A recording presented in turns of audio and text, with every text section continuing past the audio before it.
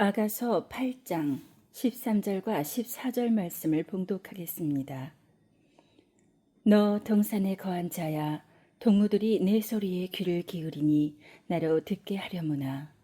나의 사랑하는 자야, 너는 빨리 달리라. 향기로운 산들에서 노루와도 같고 어린 사슴과도 같아여라. 재림을 기뻐하라, 이런 제목으로 말씀드리겠습니다.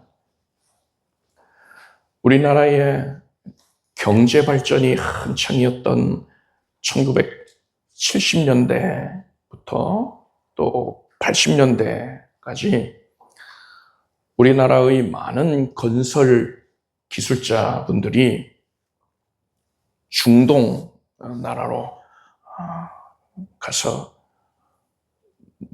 달러를 많이 벌어왔습니다. 이분들은 고국을 떠나서 수년 동안 섭씨 40도에서 60도까지 올라가는 사막의 불볕 더위 아래서 큰 고생을 했습니다. 79년도에 가수 현숙 씨가 타국에 계신 아빠에게라는 곡을 발표했는데, 이 노래 가사에 당시의 시대적인 애환이 잘 반영되어 있습니다. 그 곡의 가사는 이렇습니다. 아빠가 떠나신 지 4계절이 갔는데 낯선 곳 타국에서 얼마나 땀 흘리세요? 오늘도 보고파서 가족 사진 옆에 놓고 철이 공부시키면서 당신만을 그립니다. 무슨 내용입니까? 남편을 타국에 떠나보낸 아내가 남편을 몹시 그리워하는 내용이에요. 그리고 아들 이름이 뭡니까? 철이에요. 이 이름을 잘 기억해 두십시오. 이따가 또 나옵니다. 이렇듯 중동으로 파견되었던 기술자분들만 고생을 한 게 아니라 고국에 남아있는 가족들도 함께 마음고생을 많이 했던 거예요.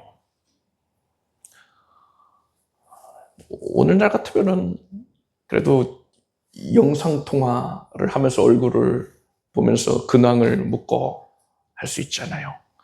영상통화 뭐 돈도 따로 안 들잖아요. 인터넷이 되는 환경이라면은. 그런데 여러분, 한 10수년 전만 해도요, 그때 이제 국제전화 통화료가 굉장히 비쌌단 말입니다. 그래서 조금만 오래 통화하면은 뭐 10,000원 단위로 통화료가 증가를 하는 거예요. 수만 원이 금방 훌쩍 나와요. 그 시절에는 시외 전화할 때도 돈이 많이 들었잖아요. 오늘날 참 좋은 거죠. 근데 이쪽에 통신이 제대로 발달하지 않은 그런 시절이었으니까 가족 간에 얼마나 보고 싶었겠어요. 그게 수년 동안 지속이 되는 겁니다. 편지 한번 보내면은 수주가 걸려서 도착하고, 답장 보내면은 또 그거 받는 데까지 오래 걸리고 하는 거예요. 그렇게 오랜 세월을 타지에서 생활했단 말이에요. 사랑하는 가족들과 떨어져서 생활했던 것이죠. 여기 2명의 여인이 있습니다. 이 2 여인 다 남편이 중동에 가서 지금 수년째 떨어져서 지내고 있어요. 그런데 어느 날 편지를 받았는데 남편이 돌아온다는 거예요. 그 편지에 이제 언제 돌아오나 날짜를 보니까 오늘입니다, 오늘. 편지가 오래 걸리니까 남편이 부랴부랴 일찍 쓴다고 썼는데 편지를 받아보니까 오늘 남편이 돌아온다는 거예요. 이 여인이 남편이 온다는 소식을 받아들고서는 크게 기뻐합니다. 너무 마음이 즐겁고요, 설레고요 하는 거예요. 남편이 오랜만에 오면 무슨 음식을 해줘야 되나? 남편이 뭘 좋아했지? 뭘 맛있게 먹더라? 하면서 메뉴 고민을 하고요. 이럴 시간이 없어. 빨리 시장에 가야겠다. 그래서 다름질을 해서 시장으로 갑니다. 이 여인의 눈빛이 하도 반짝반짝 초롱초롱 빛이 나니까 그 야채 가게 주인 아주머니가 세댁 오늘 무슨 좋은 일 있어? 하고 묻는 거예요. 그랬더니 이 여인이 오늘 신랑이 오거든요. 이렇게 대답을 합니다. 그리고 여러분 아들 이름 뭐라고 했습니까? 철이잖아요. 철이. 철이가 지금 친구 집에 놀러 가 있었어요. 그런데 아빠가 집에 도착하면은 철이가 보고 싶을 거 아닙니까? 철이 잘 지냈나? 얼마만큼 컸나? 궁금하실 거잖아요. 그래서 이 여인은 서둘러서 철이의 친구 집에 찾아가가지고 철아, 아빠 오신단다. 빨리 집에 가자. 우선은 철이를 데리고서 돌아왔단 말입니다. 그리고 다른 한 명의 여인이 있습니다. 이 여인은 남편이 돌아온다는 소식을 듣고서 오늘 온다고? 그럼 뭐 음식을 마련해야겠구나. 그런데 무슨 음식이 좋을까 고민을 하다가 내가 그런데 이런 것까지 고민해야 돼? 싶은 거예요. 그리고 식재료 사러 이제 시장에 가서 또 돈을 지출해야 되잖아요. 그 돈이 너무 아까운 겁니다. 그 돈이면은 내가 다른 거 뭘 살 수 있을 텐데 이렇게 돈을 써야 되나 싶은 겁니다. 그렇게 터덜터덜 시장에 가서 하도 시무룩하게 있으니까요. 야채 가게 주인 아주머니가 무슨 안 좋은 일이 있냐고, 무슨 일이냐고 물어봤습니다. 그러자 이 여인이 한숨을 푹 내쉬면서 신랑이 오거든요 했어요. 똑같은 질문을 했습니다. 그리고 똑같은 대답을 했어요. 이 두 여인이요. 그런데 마음 상태는 전혀 다른 겁니다. 이 두 번째 여인은요, 아들을 데리러 그 친구 집에 가지도 않았어요. 뭐 그렇게까지 해야 돼 했어요.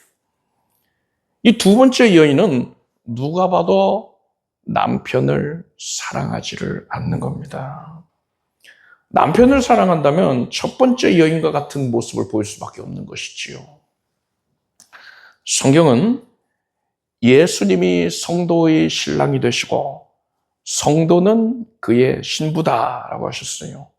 그리고 때가 되면 예수께서는 신부를 맞이하기 위하여서 친히 이 세상에 다시 오신다 하셨습니다. 재림하신다 하였습니다. 여러분 믿으시길 바랍니다. 성경의 모든 예언들이 다 성취가 됐잖아요. 문자가 성취됐잖아요. 이제 재림에 대한 예언이 성취될 시점이란 말입니다. 우리는 이렇게 예수님의 재림이 분명하고 확실하게 있을 것을 깨달았다면은 예수님의 재림을 기다려야 하는데 그때 어떤 모습을 보여야겠습니까? 여러분은 오늘 말씀을 들으면서 이 두 여인 중에 내가 그동안 어떤 모습을 보이고 있었는가 이것을 가늠을 해보길 바랍니다. 그리고 하나님께서 기뻐하시는 모습을 내가 보여드리기 위해서는 구체적으로 어떤 노력을 해야 하는가를 깨닫게 되기를 바랍니다. 오늘 본문은 아가서입니다. 아가서는 솔로몬 왕과 술람미 여인이 서로 노래로 화답을 하는 그런 형식으로 진행이 됩니다. 오페라의 진행 방식과 유사하다고 보시면 돼요. 오페라 보면은 남자 주인공이, 그러니까는 성악가들이죠. 주인공이 사랑의 노래를 부릅니다. 그러면은 여자 주인공이 또 소프라노 꾀꼬리 같은 그 목소리로 화답을 하고요. 그렇게 서로 노래로 주고받잖아요. 이 아가서가 그렇게 그런 방식으로 그런 형식으로 기록이 되어 있어요. 그래서 등장인물 보면은 솔로몬 있고 술람미 여인 있고 또 합창이 있습니다. 예루살렘 여인들이라고 해서 합창을 하는 파트가 있고요. 그렇게 구성이 되어 있는데 오늘 본문을 보니까요. 너 동산에 거한 자야 동무들이 내 소리에 귀를 기울이니 나로 듣게 하려무나 했습니다. 이거 누가 말하는지 알면 이해하기가 더 쉬울 텐데 말이죠. 만약에 오늘날에 기록을 했다면은 솔로몬 땡땡 너 동산에 거한 자야. 이런 식으로 누가 말하는지를 명확하게 표현을 하겠죠. 술람미 여인 땡땡 해서 솔로몬 사랑해요. 이런 식으로 누가 말하는지를 명확하게 써주면 이해하기 쉬울 텐데요. 근데 히브리어는 굳이 그런 표현할 필요가 없었어요. 왜냐면은 히브리어에는 그 문장을 이루는 단어들의 여성인지 남성인지 정보가 반영이 되어 있습니다. 너 동산에 거한 자야. 동무들이 내 소리에 귀를 기울이니 나로 듣게 하려구나. 이 말씀의 그 히브리 원어를 살펴보면은요, 너 동산에 거한 자야가 여성형으로 표현이 되어 있습니다. 동산에 거하는 사람이 누구라고요? 여자란 말이에요. 그러니까 이 말은 솔로몬이 한 겁니다. 솔로몬이 술람미 여인에게 하는 말이에요. 이 술람미 여인이 이 아가서에서 어떤 변화를 보이느냐? 솔로몬과 뜨겁게 사랑을 합니다. 사랑의 감정이 무르익어요. 그래서 결혼을 합니다. 결혼을 한 다음에 술람미 여인이 그 사랑의 복에 겨워가지고 배가 불러가지고 솔로몬을 홀대해요. 아주 큰 실수를 했죠. 그러고서는 큰 곤란을 겪습니다. 솔로몬의 사랑은 변함이 없어요. 근데 술람미 여인이 변덕을 부리는 겁니다. 그러고서는 솔로몬의 사랑을 다시 갈구합니다. 깨달은 거예요. 그래서 그 사랑이 다시 회복이 돼요. 그리고 드디어 성숙한 사랑의 단계로 나아가게 됩니다. 술람미 여인의 사랑이. 그래서 솔로몬이 술람미 여인의 사랑이 성숙해진 것을 확인하고는 오늘 본문에 요청을 하는 겁니다. 네가 나를 사랑하는 그 사랑을 공개적으로 고백해다오. 너희 동무들이 들을 수 있게, 또 내가 들을 수 있게 그렇게 고백을 하렴. 이렇게 요청을 하는 거예요. 아가서에서 솔로몬은 예수님을 의미하고요. 술람미 여인은 성도를 의미합니다. 예수께서는 우리를 지극히 사랑하시면서 우리에게 사랑 고백을 받으시길 원하시는 거예요. 그래서 예수께서는 우리들의 삶을 통하여서 우리들이 공개적으로 예수님을 향한 사랑을 고백하라. 이렇게 말씀하시는 겁니다. 내가 사랑하는 너 누구누구야. 네가 나를 사랑한다고 하지 않았느냐?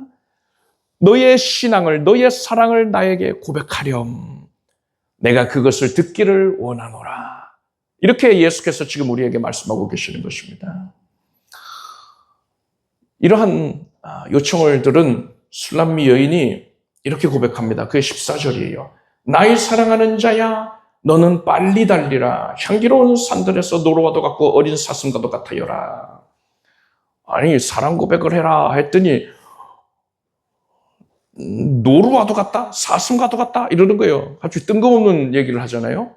이게 무슨 뜻인지를 알려면은요, 아가서 2장의 내용을 알아야 됩니다. 제가 예전에 아가서 2장이 어떤 내용인지를 또 말씀드린 적이 있지요. 그런데 또 여러분들이 잊어버리셨을 수 있으니까 다시 말씀드리겠습니다.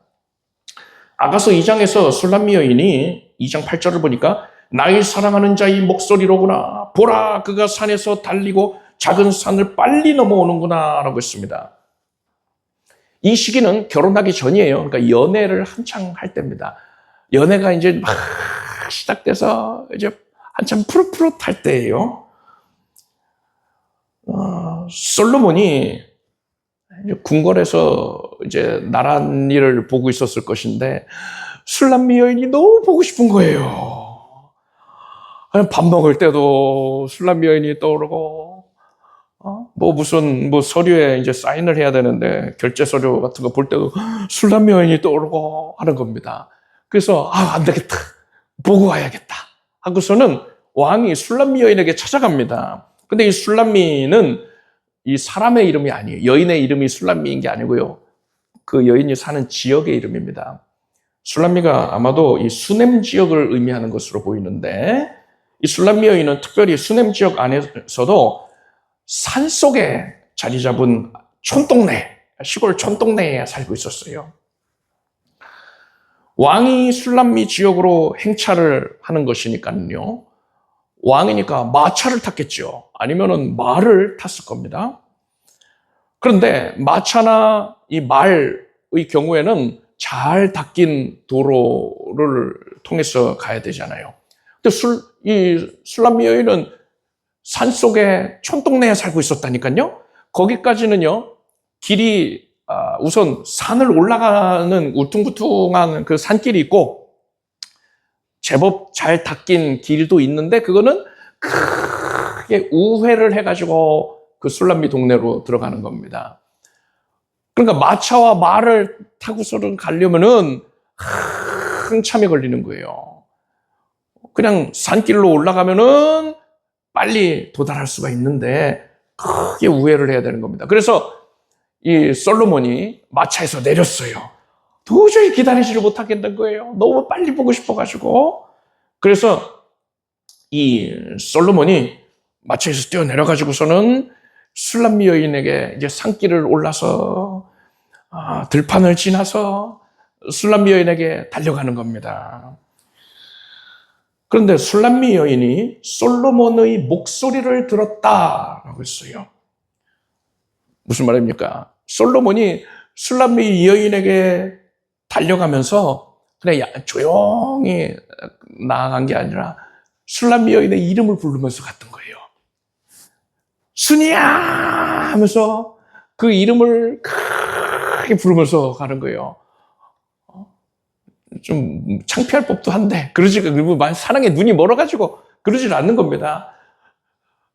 순아 하면서 막 달려가는 거예요. 뒤에서는 지금 왕의 그 경호원들이 난리가 났겠죠. 저렇게 막 들판 산 비탈을 뛰어가다가 넘어지면 어떡하나 하고서는 경호원들이 황급히 따라가고 있는데 왕이 그냥 더 빨리 뛰어가면서, 이때 솔로몬이 굉장히 젊을 때입니다. 더 빨리 앞서서 뛰어가면서 그냥 수다 부르고 가니까 아주 가관인 것이죠. 그런데 술람미 여인이 그 소리를 어떻게 듣습니까? 술람미 여인도요, 일반적인 사람들 같으면 못 들어요. 근데 술람미 여인도 솔로몬 생각으로 가득했던 겁니다.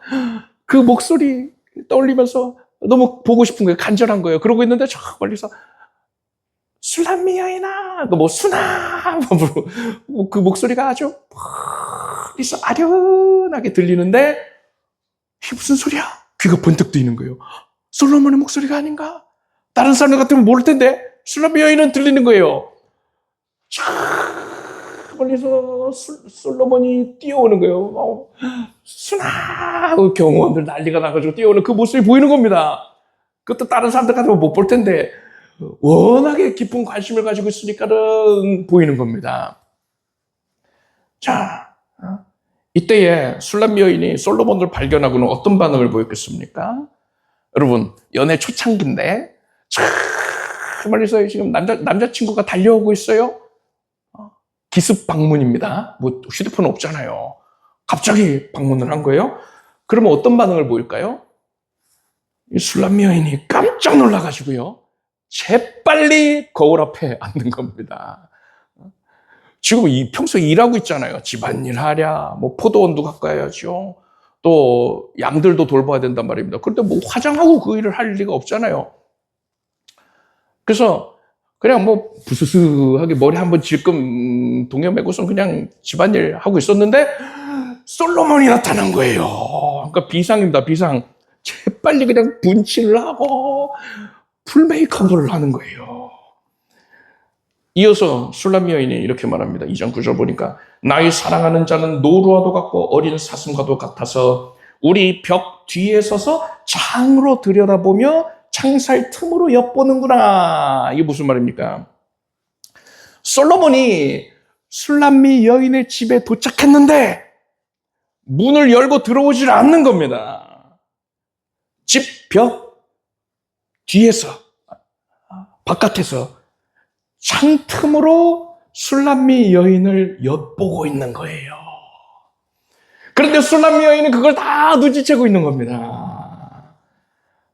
굉장히 우스꽝스러웠을 거예요.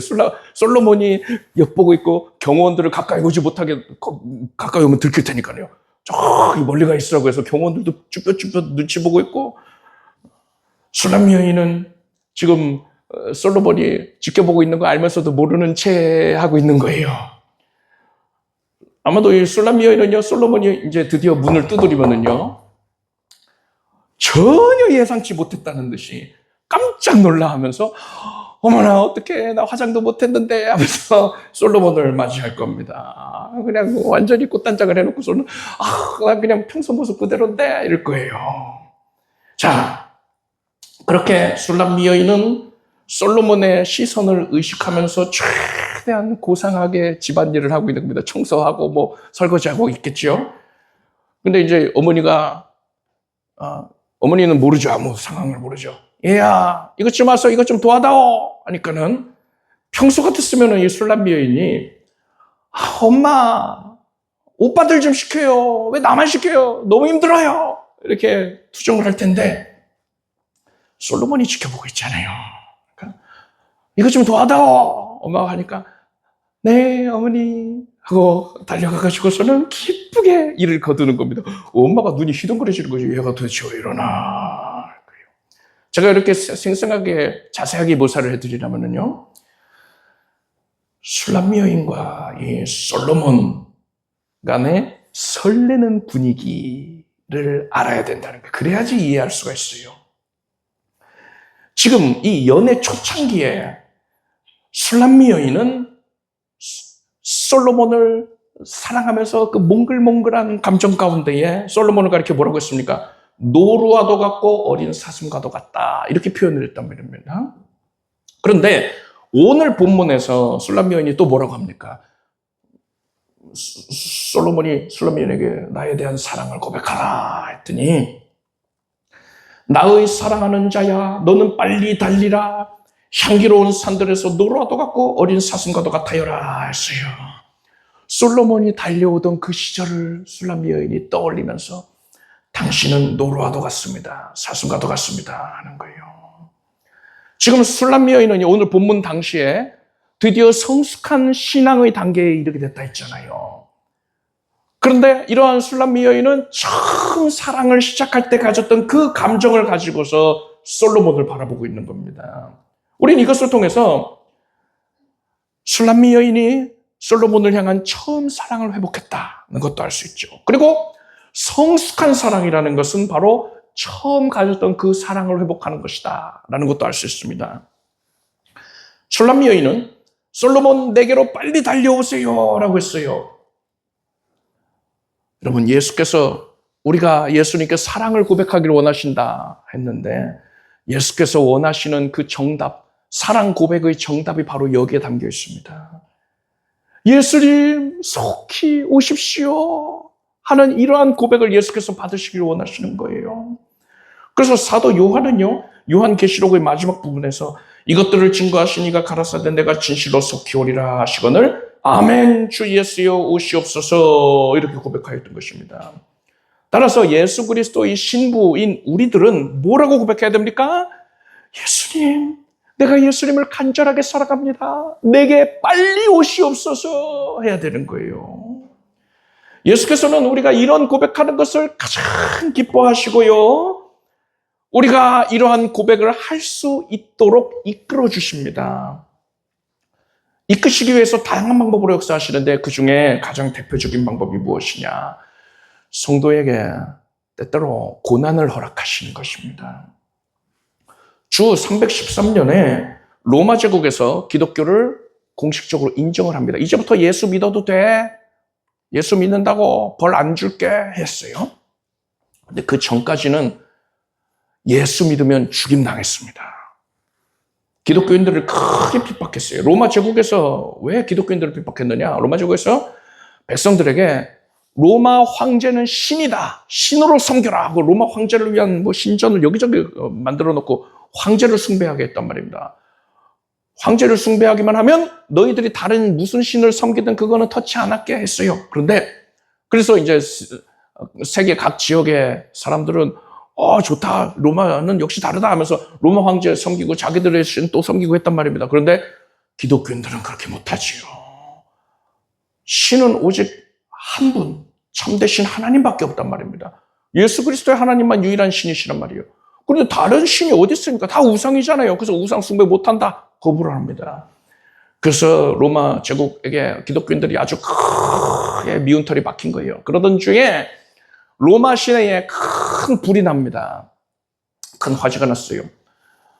로마의 황제가 당시에 네로였는데, 네로가 자기한테 지금 사람들의 의심의 시선이 쏠리는 겁니다. 이거 네로가 불 지른 거 아니야?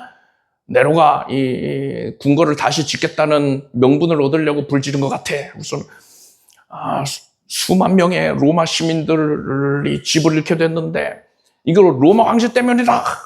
이런 식으로 지금 여론이 안 좋아지는 거예요. 그래서 네로가 기독교인들에게 이 화살을 돌립니다. 분노의 화살을 돌립니다. 기독교인들이 불을 지른 것이다. 뭐 말도 안 되게 모함을 하는 겁니다. 그래서 기독교인들을 다 잡아들였어요. 대대적으로 처형을 합니다. 이때 사도들을 비롯해서 수많은 성도들이 고통을 당하고 죽임당합니다. 구체적으로 어떻게 됐느냐? 로마의 원형 경기장 있잖아요. 콜로세움. 거기서 막 검투사들이 서로 죽이는 그런 경기하지 않습니까?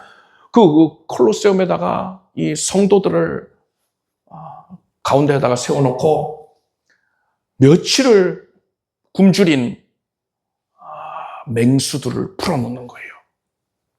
그래서 사자가, 호랑이가 뛰쳐나와가지고 성도들을 갈갈이 찢어서 죽이고 잡아먹습니다.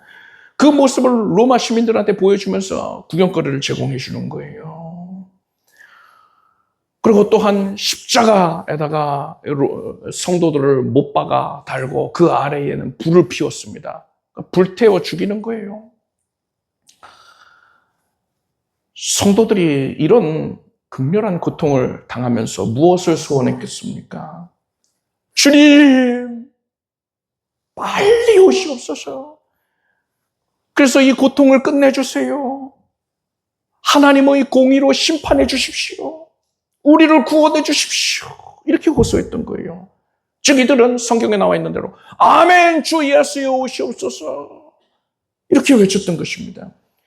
하나님께서는 이렇듯 고난을 통해서 성도들이 오늘 본문에 술람미 여인이 고백하는 그 고백의 내용을 이들도 할 수 있게끔 이끄셨던 거예요. 오늘날에도 하나님께서는 동일한 방법으로 역사하고 계십니다. 성도가 건강에 어려움을 겪기도 하고요. 경제적으로 어려움을 겪기도 하고 또 사방으로 우겨쌈을 당한 큰 환난을 겪기도 하고 사회 전체가 큰 혼란에 빠지는 그런 어려움도 있고 다양한 문제들로 인해서 고통을 겪기도 하십니다. 하나님께서 초대교회 성도들에게 왜 고난을 허락하셨다 했습니까? 그들로 하여금 재림을 간절히 사모하게 하기 위함이라 했잖아요. 우리에게도 마찬가지입니다. 하나님께서는 우리로 하여금 예수님의 재림을 간절히 사모하게 하기 위하여서 그러한 어려움들을 때로는 허락하시는 것입니다. 만약에 이런 어려움이 없다면 어떨까요? 세상 살기 편하지요.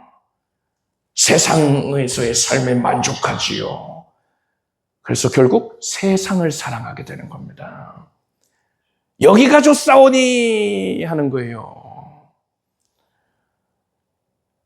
그런데 여러분 오늘날은요. 인류 역사상 그 어느 때보다도 예수님의 재림이 임박한 시점 아닙니까? 마지막 때의 마지막이다 해서 말세지 말이라 부르고 있지 않습니까? 따라서 우리는 여기가 좋사오니 하고서 세상을 사랑하는 모습을 보면 안 됩니다. 그런 모습 갖고 있으면 재림의 날에 큰 수치를 당하게 된단 말입니다.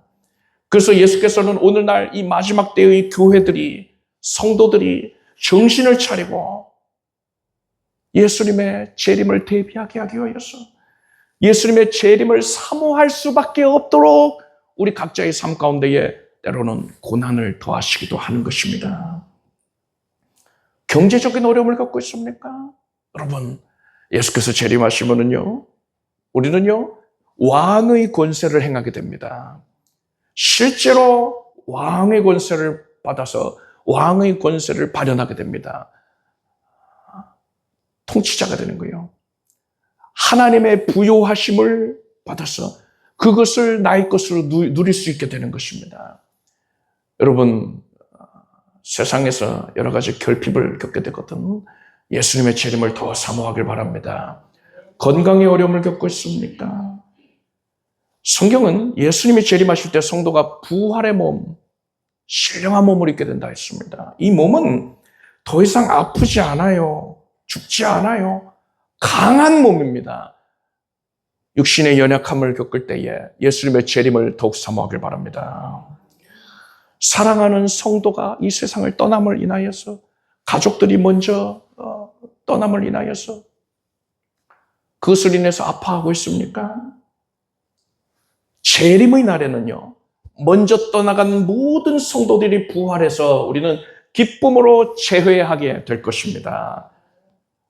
그런 아픔을 겪을 때에 예수님의 재림을 사모하십시오.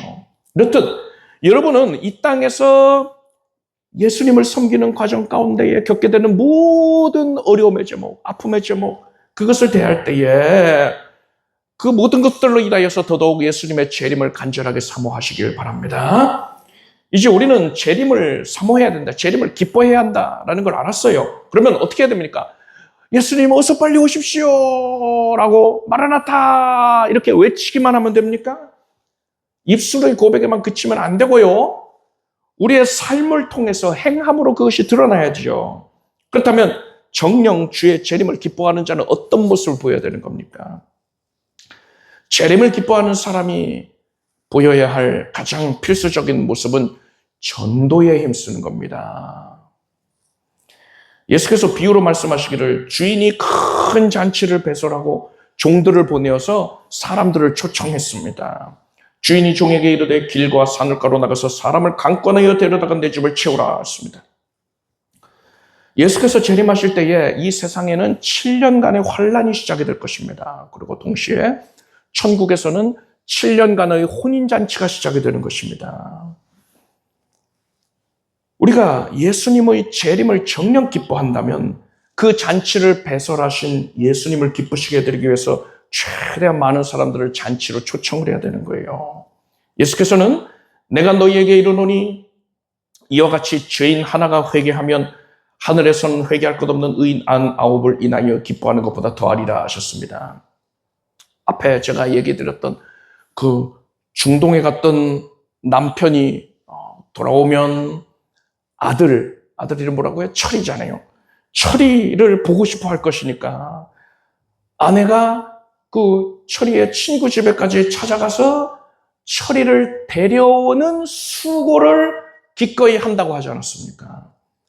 하나님께서 구원하기로 택하신 자들, 하나님이 사랑하는 영혼들이 많이 있는데 그들이 아직까지 예수께 나오지를 않고 있어요. 그들이 바로 예수 그리스도께서 잃어버리신 양들인 것이고 오랜만에 돌아오는 남편이 그토록 보고 싶어하는 철이인 것입니다. 따라서 우리는 그들에게 찾아가는 수고를 해야 되고요. 그들에게 복음을 전해야 되는 것이고요. 그들을 교회로 이끌어야 되는 겁니다. 예수님이 너를 보고 싶어 하신단다. 나와 함께 잔치자리로 나가서 해야 되는 거예요. 철아, 아버지께서 오신대, 곧 오신대, 너를 보고 싶어 하신다. 그러니 나와 함께 가자꾸라. 이렇게 요청을 해야 되는 것입니다. 여러분은 이 세상에서 고난을 겪게 되었거든 그것이 우리가 주의 재림을 더욱 간절히 사모하게 만들기 위한 하나님의 섭리라는 것을 알길 바랍니다. 우리는 이 세상을 사랑해서는 안 되고요. 오직 예수님만을 사랑하고 주의 나라를 사랑해야 됩니다. 그래서 주의 나라가 이 땅에 도래하기 위하여 예수께서 속히 오실 것을 간절하게 고대해야 되는 거예요. 예수님의 재림을 생각할 때마다 우리는 우리 안에서 가슴이 설레야 돼요. 큰 기쁨이 있어야 되는 겁니다. 그 첫 번째 여인의 감정처럼 드디어 신랑이 오는구나. 그래서 너무나도 감격스러워야 돼요. 기뻐하고 기대해야 되는 겁니다. 그래서 예수님의 재림을 기뻐하는 성도가 보여야 되는 모습은 뭡니까? 전도에 힘써야 된다는 거예요. 아들 철이를 데려오는 수고를 해야 되는 겁니다. 만약에 전도에 힘쓰지 않는다면은 그것은 재림을 기뻐하는 게 아닌 겁니다. 앞에서 말씀드렸던 두 번째 여인처럼 내가 귀찮게 무슨 철이 굳이 데리고 와야 돼? 이런 생각하고 있는 거예요. 이런 자는 예수님을 사랑하지 않기 때문에 예수님이 재림하실 때 큰 수치를 겪게 되는 겁니다. 여러분은 반드시 예수님의 재림을 기뻐하기를 바랍니다. 어떤 고난을 당하든 간에 그것을 예수님의 재림을 기뻐하는 계기로 삼으십시오. 그리고 주의 재림을 기뻐하기 때문에 처리를 잃어버린 양들을, 아직까지 예수님을 영접하지 않은 자들을 붙잡아서 강권하여 주의 전으로 이끌어오기를 바랍니다. 기도하겠습니다. 하나님, 진리를 깨닫게 해주셔서 감사드립니다. 예수 그리스도를 사랑하고 예수님이 재림하실 것을 간절하게 사모합니다. 아멘. 주 예수여 오시옵소서. 주 예수의 오심을 대비키 위하여서 전도에 힘쓰게 하여 주시옵소서. 그래서 예수님 오셨을 때 잘했다고 착하고 충성질거하고 인정을 받게 해주시옵소서. 예수님의 이름으로 기도드립니다. 모두 자리에서 일어나십시오. 가슴에 손 얹고 아픈 곳에 손 얹고 간절한 소원 품고 믿음으로 기도하겠습니다. 하나님 사랑합니다. 의지합니다. 예수 그리스도밖에 없습니다. 예수님의 다시 오심을 간절하게 고대하고 기대합니다. 이제 우리가 믿지 아니하는 이들에게 나아가서 예수 그리스도의 살아계심을 증거해야 될 것인데, 그것을 위해서 하나님 우리 각 사람에게 간증할 제목들을 넘치게 채워주시옵소서. 그래, 믿지 아니하는 이들이 우리의 삶을 보고서 하나님이 살아계시구나, 그분이 전능자 창조자이시고 구세주이시구나, 이것을 깨닫게 하소서. 주의 자녀들의 마음의 간절한 소원을 아시는 하나님께서 지금 권능을 나타내 주소서. 예수 그리스도의 재림을 사모하고 대비하는 삶을 살 수 있도록, 그것을 위하여 복음 전파를 할 수 있도록 하나님께서 간증의 제목을 넘치게 채워주시옵소서. 심령의 연약함은 회복될지어다. 이제 하나님께서 사랑하시는 그 마음으로 스스로를 바라보게 될 것이고, 모든 죄악과 저주의 찌끄러기들이 사라지고 정죄감이 사라질 것이며 기쁨과 평강만 가득할지어다. 불안, 염려증이 사라져라. 예수 그리스도께서 평안을 명하셨으니 그의 능력 안에서 평안할지어다. 하나님을 사랑함으로 살아갑니다. 하나님께서 사랑의 손길을 하시고 어루만져 주셔서 육신의 연약함을 담당해 주시고 깨끗게 하소서. 질병, 저주, 연약, 고통이 사라져라. 암세포까지 사라질지어다. 항암 치료 중인 성도들에게 하나님께서 은혜 내려주셔서 모든 부정한 것들이, 어둠의 세력들이 깨끗이 소멸되고 하나님 주신 생명만 충만케 하시옵소서. 면역력은 온전해질 것이고 질병이 한 길로 왔다가 7길로 물러가게 해주시옵소서.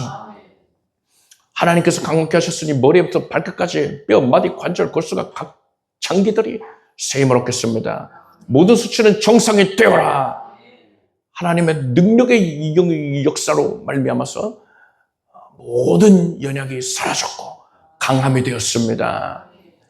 하나님의 권능의 역사로 우리 각 가정에 기쁨과 평강이 가득하겠습니다.